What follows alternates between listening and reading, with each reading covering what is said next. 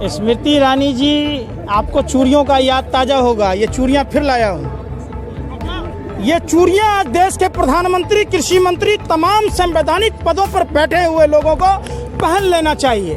और ये तो कुत्ते से भी गए गुजरे हैं भैया।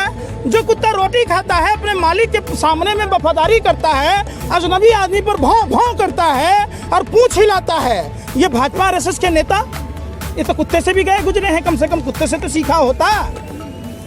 सवाल उठता है पत्रकार महोदय, ये वही कौम के लोग हैं जब देश आज़ादी की लड़ाई लड़ रहा था 121 लोगों को फांसी हुई थी, 93 लोग इसी समुदाय से थे। 2600 लोगों को उम्र कैद की सजा हुई थी, उसमें 121 लोग इनके समुदाय से थे। जब हिंदू धर्म खतरे में था तो इन्होंने हिंदू धर्म की रक्षा की, अपने शीशों की कुर्बानी दी, अपने बच्चों को कुर्बानी दी। ये वही धर्म के लोग हैं।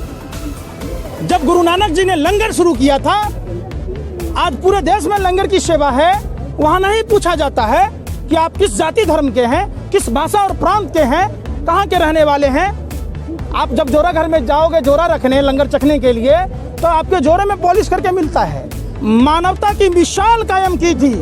आज भाजपा आरएसएस के नेता अनर्गल बयान देते हैं, चाहे वो रंडवा मनोहर लाल खट्टर हो या दो कौरी का मनोज तिवारी, ही हौस रैली रिंकिया के पापा, जो 5 रुपया के अंडा के लिए बिग बॉस में छीछा लेदर कर दिया।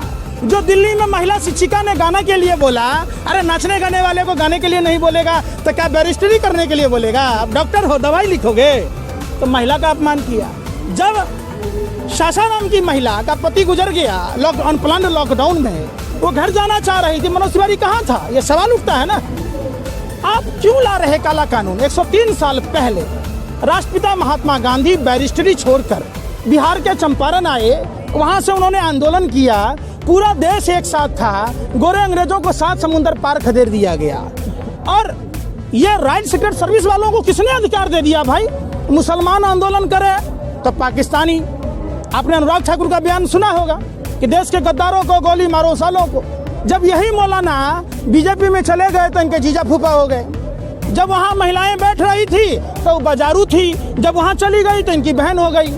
आपने फारूक अब्दुल्ला को भी देखा होगा, जब बीजेपी में वाजपेयी सरकार में थे तो देशभक्त हो गए, महबूबा से राखी बंधाते थे, बाद में देशद्रोही हो गया। तो ये सर्टिफिकेट बांटने का काम आपका नहीं है, आप सावरकर के लोग हैं। जब देश आज़ादी की लड़ाई लड़ रहा था, सेलुलर जेल में 80,000 स्वतंत्रता सेनानी बंद थे, उसमें अकेला सावरकर ही ऐसा था जो 60 रुपया महीना गोरे अंग्रेजों से दलाली लेता था, माफी मांगा था। तो गोरे अंग्रेज का जीजा फूफा लगता था जो 60 रुपया महीना देता था। ये भगत सिंह के काम के लोग हैं, जिसके खिलाफ सूर्य नारायण ने वकालत की थी और जिसके खिलाफ हिंदू महासभा के सरसादी लाले में झूठी गवाही दी, जिसके कारण भगत सिंह को फांसी हुई। आज भी उसका मवाना मेरठ के साइड में चीनी मिल वगैरह है, जाके देखिए, इतिहास गवाह है। आप कल भी गोरे अंग्रेजों के दलाल और मुखबिर थे, आज भी विदेशी शक्तियों के हाथ में खेल रहे। ये हक आपको नहीं दिया कि हमारे ही देश के लोगों को आप अलग अलग तरह से नक्सली कहिए। छात्र आंदोलन करे तो नक्सली हो गया, मुसलमान करे तो पाकिस्तानी हो गया, पंजाबी किसान आए तो खालिस्तानी हो गया, माने आप ही देशभक्त हो गए। एक बात बताइए, भाजपा के राष्ट्रीय अध्यक्ष बिहार में जाते हैं, कहते हैं 300 आतंकी बिहार में घुस जाएगा। इनका नित्यानंद राय कहता है आतंकी बिहार में घुस, माने सब कुछ आप ही को पता है। आपने जिन देश के अन्नदाता किसान भाई के लिए इतने बड़े बड़े बुलडोजर लगा दिए, बड़े बड़े कटीले तार हैं, वाटर कैनन के फव्वारे छोड़ रहे, आंसू गैस के गोले छोड़ रहे, इतना अगर गलवान में व्यवस्था किया होता, पुलवामा में किया होता, तो आज पुलवामा की घटना होती, चाइना अंदर घुसता। ये सवाल पूछता है। हमने इस कौम को देखा है, इनकी धैर्य को देखा है, इनकी देशभक्ति को देखा है। इन पर सवाल उठाना अपने मुंह पर चप्पल जूते मारने के बरोबर बात है। डीएसपी देवेंद्र सिंह जो पुलवामा में पदस्थापित था, जब वो कहते थे प्रधानमंत्री नोटबंदी से भाइयों बहनों मित्रों 4 पुस्तकों की कमर टूट गई, देश की 10 पुस्तकों की कमर आपने तोड़ दी। आतंकवादियों के हौसले बुलंद थे। इन्होंने तो डीएसपी देवेंद्र सिंह के पक्ष में रैली नहीं निकाली, आप रैली निकालते हो कठुआ में। सवाल उठता है ना, जो डीएसपी देवेंद्र सिंह नोटबंदी के बाद दिल्ली चुनाव से पहले आतंकवादी ला रहा था, उस पर एनआईए चार्जशीट दाखिल क्यों नहीं की? इसका मतलब पूरी की पूरी स्क्रिप्ट जांच। एक बात बताइए, सैटेलाइट ये बता देता है कि पंजाब के खेत में, हरियाणा के खेत में पराली जलता है तो वो धुआं यहाँ से वहाँ उठ के आता है। और सैटेलाइट ये नहीं बताता है कि पुलवामा में कब आ गया आतंकवादी, वो कार किसकी थी जिस कार में 300 किलो RDX था। सैटेलाइट ये नहीं बताता है कि गलवान में कब चाइना घुस रहा है। ये सब बरगलाने की बात है। अब निश्चित तौर पर हम इस समाज के मुरीद हैं और इनको नमन करते हैं। ये उनकी उम्र देखिए, घर में आराम करने की थी, इनकी उम्र यहाँ आने की नहीं थी। आप इनकी उम्र देखिए, इनकी उम्र ये आराम को हराम समझा।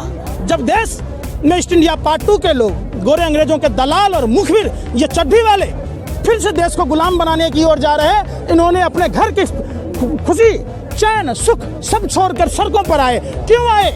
कि देश को बचाना है। इनका खून, इनके में शरीर में जो खून है वो भगत सिंह का खून है, गुरु नानक, गुरु गोविंद सिंह जी का खून है, गुरु तेग बहादुर जी का खून है। इनके खून में सावरकर का खून नहीं है। इनके खून में नाथूराम गोडसे, देश का जो पहला आतंकवादी था, उसका खून नहीं है।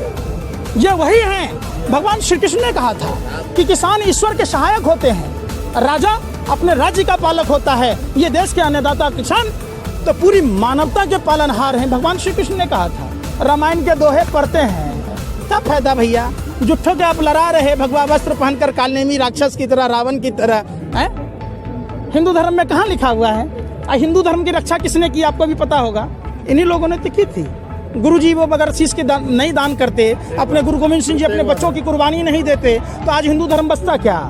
तो कैसे हिंदू धर्म के ठेकेदार हो सकते हैं? ये रामायण के दोहे पढ़ते हैं, मन की बात में कहते हैं 100 दिन में अच्छे दिन नहीं आए तो सूली पर लटका देना। कह रहे थे काला धन, काला धन, काला धन का पर्चा का नेहरू फाड़ दिया ऊपर से। नेहरू जी कहते हर बात में कांग्रेस पर लगा रहे। कांग्रेस के कथावाचक हैं आप। आपको देश ने लीडर चुना है, आप डीलर बने हुए हैं, देश देख रहा है। जब आप एक बात बताइए, 30 दिसंबर को पहला कोरोना का केस आया, 31 दिसंबर को WHO ने कहा, तो आप क्यों दिल्ली चुनाव में व्यस्त थे भाई? आपका तरीपार गृह मंत्री पर्चा बांट रहा था, आप रैलियां कर रहे थे। कोरोना भी अछूत मानता है इनको। ट्रंप की गुलामी की जा रही थी। 23 मार्च तक मध्य प्रदेश में व्यापक घोटाला वाले आटा चोर कंस मामा की सरकार बनाई गई और देश को कोरोना से छुपाया गया। क्यों? ये देश सवाल पूछता है। क्यों ट्रेनें बंद की गई? थाली पीटने से, अगरबत्ती जलाने से, दिया मोमबत्ती जलाने से भाग जाएगा? रामायण में साफ दिखाया गया, जब प्रभु श्री राम के भाई लक्ष्मण जी मूर्छित होते हैं तो संजीवनी बूटी लाई गई, लंका से सुसेन वैद्य को बुलाया गया। मतलब अस्पताल की जरूरत थी, डॉक्टर की जरूरत थी। प्रधानमंत्री वो काम करते नहीं। 6 साल में 6 अस्पताल बनाए देश में? नहीं। 2 करोड़ युवाओं को रोजगार देना था, दिया नहीं। हर गांव सांसद को 5 गांव आदर्श बनाना था, बनाया नहीं। 15-15 लाख रुपए दिए, नहीं। 20 लाख 1000 करोड़ रुपए का चूरन कहाँ गया? गर्म पानी से लेकर ठंडा पानी से कि दूध के साथ? कहाँ है पैसा भैया? अरे कातिया, गले से पट्टा हटा लो, कातिया के कुत्ते मत बनो। जो 2.5 किलो का हाथ कहाँ गया? जो 2.5 कदम अपने किसानों के साथ नहीं चल सकता?